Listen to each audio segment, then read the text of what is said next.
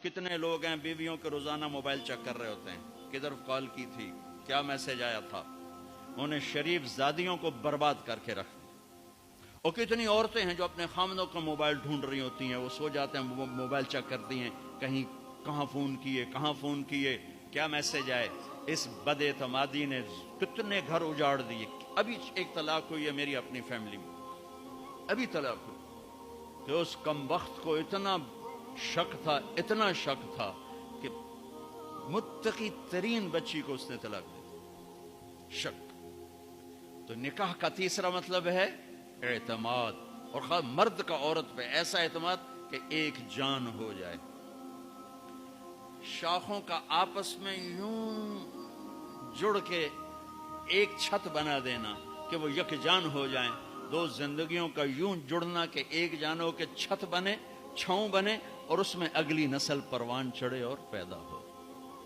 شیطان کو کیوں خامند اور بیوی کا جھگڑا سب سے زیادہ پسند ہے کہ چھاؤں ہٹ گئی اور اگلی نسل تباہ ہو گئی.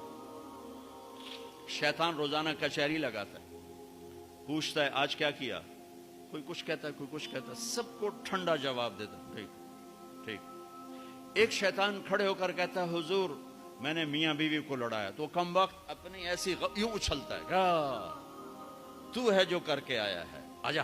اس کو گلے لگاتا ہے، اس کو اپنے پاس بٹھاتا ہے، کہتا ہے یہ ہے وہ کام. کیوں کہ اس نے چھاؤں ہٹا دی، اس نے نیند اجاڑ دی، اس نے بارشوں کو روک دیا.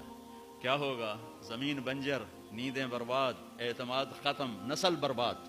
کیوں طلاق کو سب سے زیادہ بدترین حلال کہا؟ کیوں میرے نبی نے فرمایا علی طلاق سے بچنا؟ اللہ کہہ رہا یا ایھا النبی، اے میرے نبی، اذا طلقتم النساء، جب تم لوگ بیویوں کو طلاق دینے لگو. اس کا جوڑ کیا ہے؟ خطاب اپنے حبیب سے اور امر امت کو ہے.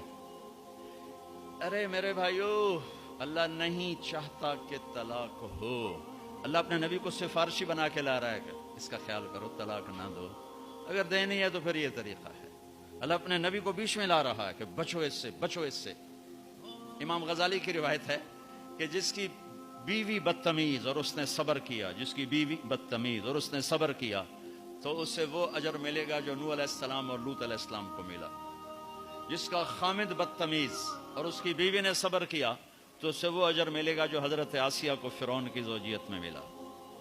میرے بھائیو، سب سے اہم رشتہ خامد اور بیوی ہے. سب سے اہم رشتہ خامد اور بیوی ہے. سب سے اہم رشتہ خامد اور بیوی ہے. گنو ماں باپ کے لیے کتنی آیات ہیں؟ چند. ماں باپ کے عظمت احترام چند آیات، اولاد کے لیے چند آیات، بہن بھائیوں کے لیے چند آیات. لیکن خامد اور بیوی کے لیے سینکڑوں آیات ہیں. پورا مضمون چلتا ہے، پوری صورت چلتی ہے کہ ایک گھر کیسے آباد ہو. قرآن نے کس رشتے پر زور دیا وہی اہم ہوگا.